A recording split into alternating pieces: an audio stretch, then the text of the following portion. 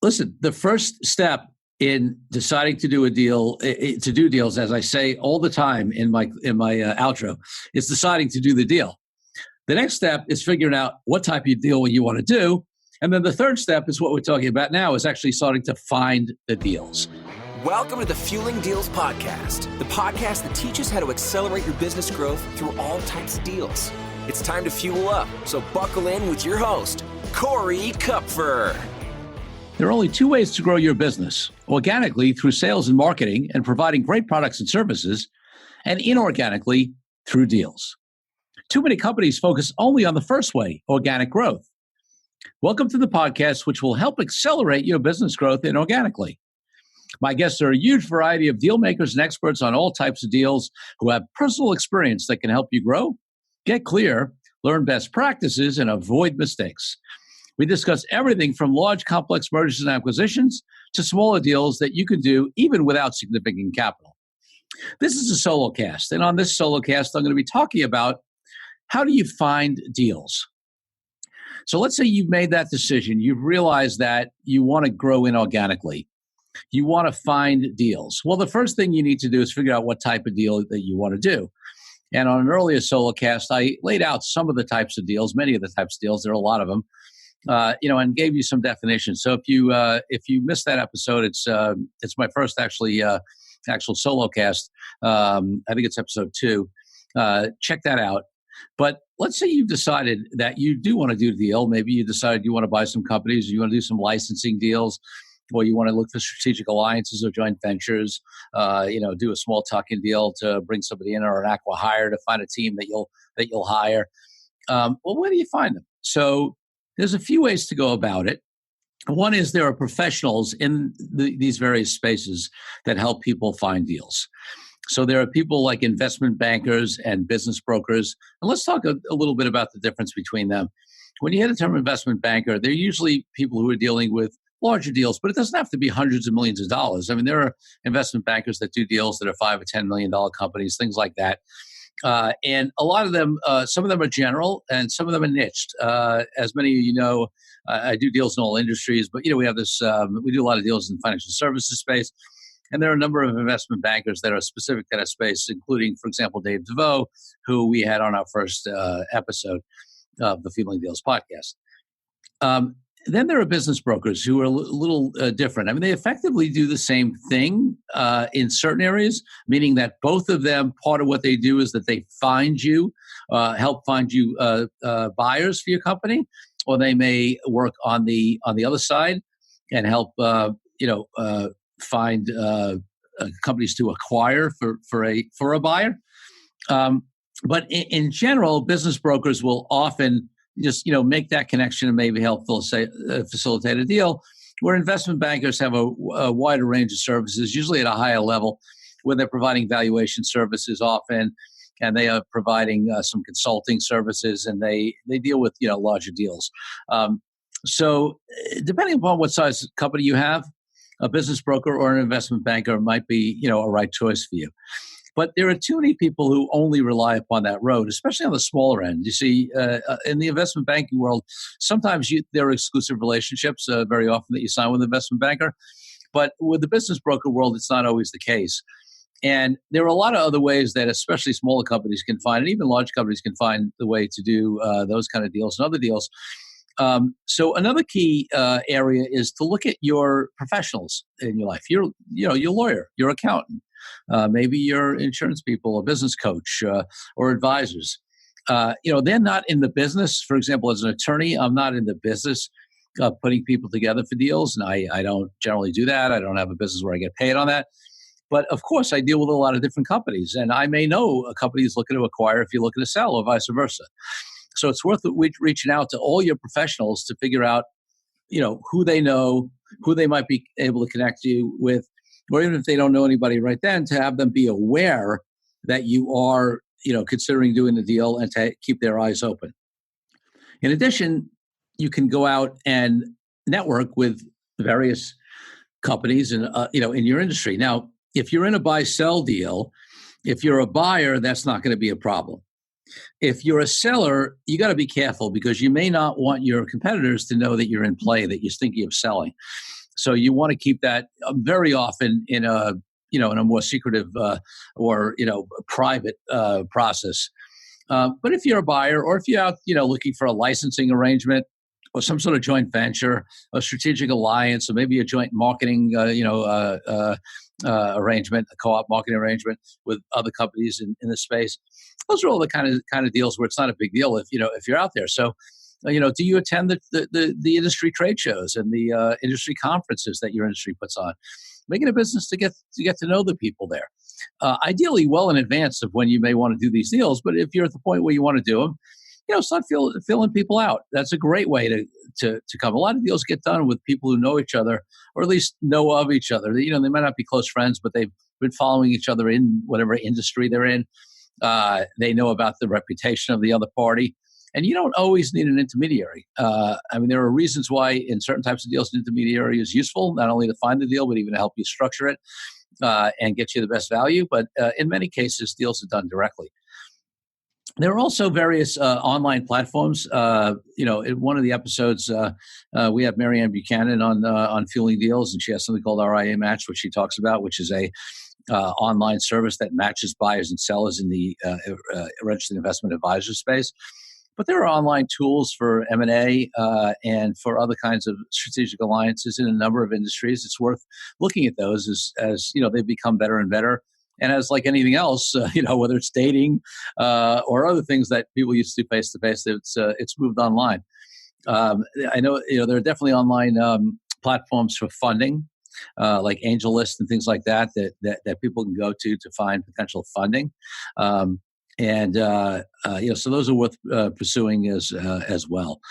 And listen, in your social networks, if you are doing deals that are not, where there's no reason for them to be confidential, then frankly, in your real life social networks and your online social networks, put it out there. I mean, this is not a deal, but I'm recently looking to hire another attorney, and I put it out on my on my networks. I'm also using online listing services.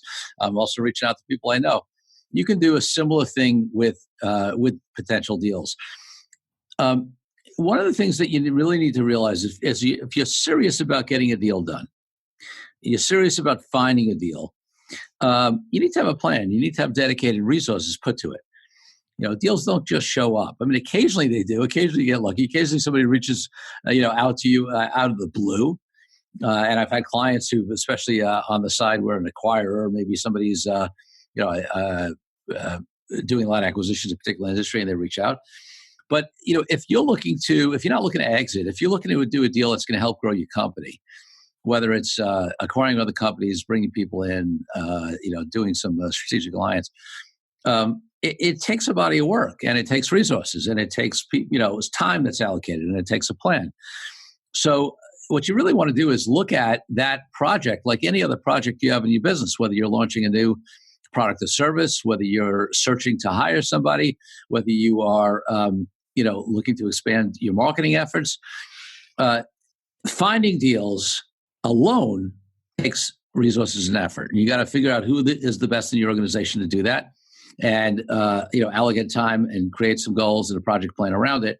And then, because listen, once you find the deal, there's going to be plenty of work to do after that, to do due diligence on the deal, which I'll talk about in a future solo cast, to figure out how to structure the deal, which I'll also talk about in a future solo cast, to figure out how to value the deal, all that kind of stuff. But the starting point is finding the deals. Now, before you go out searching, the other important thing is to figure out your objectives. Why are you doing the deal? What are you trying to achieve through doing the deal? Are you looking to expand into a new market? Are you looking to increase the talent capacity that you have? Are you looking for particular expertise? Are you looking just to increase scale because maybe you want to exit and you'll get a higher multiple if you scale, or maybe you need to scale just to be competitive with your competitors who have gotten bigger, or maybe you actually want to get out of doing some of the responsibilities, either just to slow down or to be able to focus on more important things. And you can do a deal where you outsource some of that or in-house some of that with key acquisitions or hires.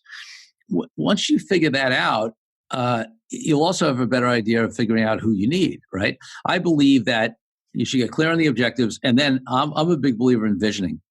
And when I want to create something, I'll just use this example of this attorney. It's a very particular need I have, very particular spot. It's not your usual average attorney. It's got to be somebody who's entrepreneurial. It's got to be somebody who's willing to take some risks. It's got to be somebody who wants to help build something. Somebody who doesn't need a multi six-figure check from day one. For a number of reasons. So, I realized all that. Well, I created a vision of my ideal candidate. And who knows, by the time this podcast, right now as I'm recording that, I'm interviewing, hopefully by the time we air this podcast, I will have found the person. But you want to do the same thing with a deal. You want to create a vision for the ideal situation that you want to manifest, in my mind. I really do believe that the world is manifest from within. This may not seem like a hard deal concept or a lawyer concept or whatever, but I truly, truly believe that. And listen, if you think about it, it may seem metaphysical, but it's really logical. There is nothing in this world that is man or woman made, right? That's not made in nature, that has not been created twice, as they say. Once in somebody's mind, and then once in reality. Whether it's the mic that I'm recording this podcast on, the headphones I'm listening to, the desk that everything's sitting on, my computer, the internet, you name it. Somebody had the concept to create that or some earlier version of that, and then it manifested. So by definition, things don't manifest until you create them internally first. So I believe that works as well with manifesting deals. So, and it also, listen, practically, if you're not as into that from a metaphysical point of view, practically gives you a level of clarity of exactly what you're looking for when you really set forth that ideal scenario. And, there's studies, I talk about this in my Authentic Negotiating book, there's studies that show that if you hold high expectations, you're much more likely to get a positive result in negotiating and otherwise. Well, if you have hold a high expectation of being able to manifest the type of deal that you want and that you'll be able to find it, then the chances are, you're going to be more successful in that. Frankly, because I think you do give out the energy that will attract it. I believe in that. But also practically, it's going to be more top of mind. You're going to be more excited about it. When you talk to people about it, it's going to sound like a better opportunity. They're going to be more likely to remember what you're looking for because, you sounded like you really believed it was going to happen and you were excited about the opportunity and you were showing them, your ideal person. And it really may help them click in and say, oh, that person, that company, that it would be a perfect match for you. So you want to do that. Listen, we talk about the fact that every company focuses on organic growth. And part of the purpose of this podcast is to have people at least consider and focus, in addition to focusing on organic growth, on inorganic growth, meaning doing deals. Well, if you think about your organic growth, when you think about the services you want to provide, the products you want to create, the marketing plans you're putting in place, the teams that you're building, all of those things, if you're doing them right, you're doing them by creating a vision for what you want to create, by putting a project plan in place, by taking the action steps necessary to do that, by putting resources, whether it's time, money, energy, focus, etc., behind those initiatives. Well, listen, deals are the same thing. It's just a new area to get educated in. And that's another point about finding deals. It's important to do your research and get educated in the space. If you want to do a licensing deal because you have some content or product or a training program that you think is valuable out there, well, first of all, you want to try to figure out whether there's really a market for it. But also, you need to know before you go out and sit down to a deal to license somebody. Listen, if the opportunity comes around, along, and you weren't planning on it, like any good entrepreneur, hopefully you're gonna react on your feet and say yes and figure it out, right? But but beyond that, if you're in a place where you're planning this, then instead of just winging it, what you want to do is study the models out there, study the industry. If you're doing a licensing deal, what are the royalty rates in your area for the particular kind of products or services that you're going to license? are the minimums that they usually are, minimum thresholds that the licensee needs to meet to be able to keep exclusivity, for example, in a license. Are there upfront, fees already? And then what are the requirements on your side as a licensor? So before you go out and find the deals, do a little research, because you also want to be able to, if you do find somebody, you also want to be able to, speak intelligently so that they are attracted to do that deal with you, because finding them is one thing, but then closing them and having them want to do a deal with you is the other piece of it.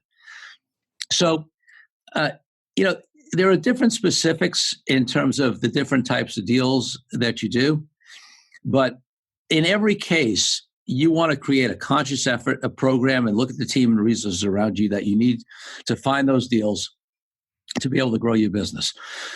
Another one, that should be obvious, but a lot of people don't take advantage of it as much as they should, is look for other companies that have done the kind of deals you want to do.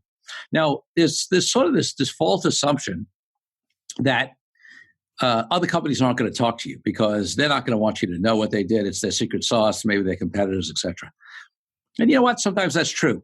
But there are plenty of times where actually that's not true, where people have done deals. They're happy to be, they may just have an owner who's generous in spirit and comes from what I call operating on the creating plane, what Waddle Swaddle's actually called operating on the creative plane, as opposed to the competitive plane, which is something I believe in.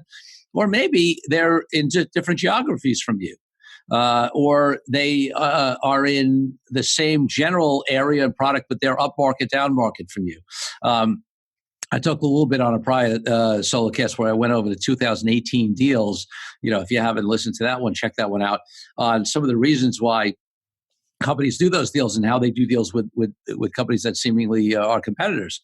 Well, even if you're not going to do a deal with them, don't assume that they won't talk to you, that you can't gather information from firms that do what you do, because they may not view you as a competitor because they're in a different end of the market, different geography, or just because they come from a different place and they're willing to be generous. So, obviously find out what they've done if you can before you do your own deals. Learn off their mistakes, get the parameters, that are there in the industries. Obviously, there are professionals also who do deals in those areas that can probably help you as well. Listen, the first step in deciding to do a deal, to do deals, as I say all the time in my outro, is deciding to do the deal. The next step is figuring out what type of deal you want to do. And then the third step is what we're talking about now, is actually starting to find the deals. So I wish you all the best in looking and finding deals. And look out for the future solo cast where we're going to be talking about, what happens after you find the deal. How do you evaluate it? How you do due diligence? How you value it? How you negotiate it? How you get it closed? We're going to be covering all those topics in the solo cast, and also, obviously, with the amazing guests that we have on, they're going to be talking about a lot of aspects of that. If you have any questions regarding how to find deals, you want to get some input, feel free to reach out to me. I'm always available. You can get me on any of my sites, and send me an email at ckupferlaw.com or Corey at AuthenticEnterprises.com if you want me to come to a workshop or speak on this stuff. But more importantly, if you're inclined to do deals, start learning the landscape, start getting out there. Start looking at the resources you have in your networks, whether it's paid or unpaid, professional, online, personal contacts, to start helping you find those deals. Put yourself out there. Find ways to grow inorganically along with that organic growth, and grow your business and have more success. So with that, I want to thank you, Fueling Deals listeners, for tuning in. Remember, there's only one difference between companies that grow inorganically and those that don't. And it's unrelated to size, amount of capital, or any other factor, other than that the owners and executives of companies that do deals make a decision to do deals, and then they take action. It's time to refuel. So until next week, Corey Kupfer signing out. Thank you again for tuning in. Be sure to leave Fueling Deals a rating and review on iTunes and Google. Check out all our episodes at fuelingdeals.com to find out more resources to accelerate your business growth.